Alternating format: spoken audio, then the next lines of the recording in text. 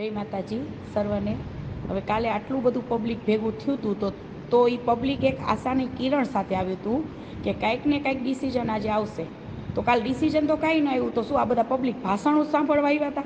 તો ભાષણો તો કેટલા બધા સંમેલનમાં થયા અને એક ને એક ભાષણ બધાય સંમેલનમાં થયા। તો ખાલી ભાષણો જ સ્ટેજ ઉપર ચડી અને ખાલી ભાષણો જ કરવાના છે તો લડત કેવી રીતે જીતવાની કેવી રીતના છે? અને પહેલી વસ્તુ એ કે આપણે રૂપાલાભાઈને ફોર્મ જ શું કામ ભરવા દેવું જોઈએ?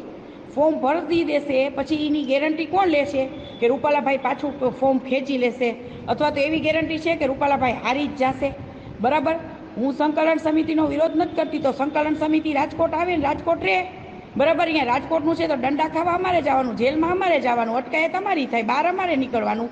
તો પછી આ સંકલન સમિતિને કંઈ કેવી રીતના જીત કેવી રીતના અપાવવાની છે આમાં? બરાબર, તો આ દિવસે દિવસે ઠંડુ પડતું જાય છે બધું।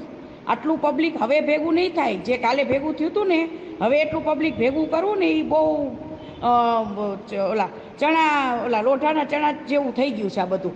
તો હવે આમાં શું કરવાનું છે, શું ડિસિઝન છે, આ શું કરવાનું છે, શું હું એ સમાજને પ્રશ્ન પૂછું છું હવે કે આમાં તો અમે લડાઈ લઈને સત્યની લડાઈ લઈને બેઠા છીએ અને આમાં તો વળી આ શું બધો ગૂંચવાડો થયો છે કંઈ ખબર જ નથી પડતી। અમારે રાજકોટવાળાને શું વિચાર કરવાનો?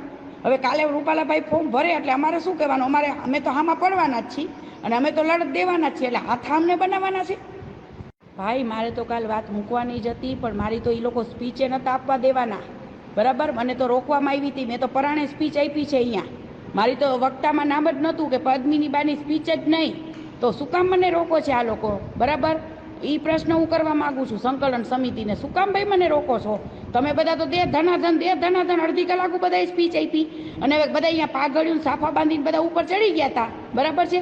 તો હવે કાલે અહીંયા રૂપાલાભાઈને કંઈ ફોર્મ શું કામ ભરવા દેવું જોઈએ? હાલો એ કારા જોવો છો હવે લાંબુ શું કામ કરો છો? હવે કે 19 તારીખે અમારે પાર્ટ 2 ચાલુ થશે, તો 19 તારીખે પાર્ટ 2 કયો છે અને પાર્ટ 2 ચાલુ કરવો હોય, જો રોડ ઉપરનો જ પાર્ટ 2 હોય તો અત્યારે જ કરો, શું કામ ફોર્મ ભરવા દેવું જ જોઈએ? હું એમ પૂછવા માગું છું, આ બધી રાહ શું કામ જોવાની થાય છે? અને પછી શું રૂપાલાભાઈને ઘરે કહેવા જશો કે ફોર્મ પાછું ખેંચી દો?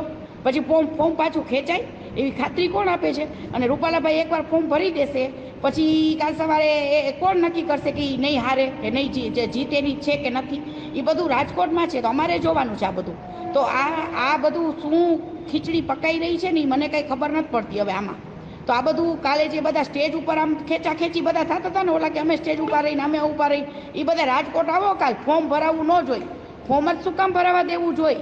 તો આવી ગાંધીગીરી કરવી હોય ને તો ભાઈ આવા આંદોલન ન કરાય, આવા આંદોલન કરાય જ નહીં બાપા, ઘરે બેસી જવાય।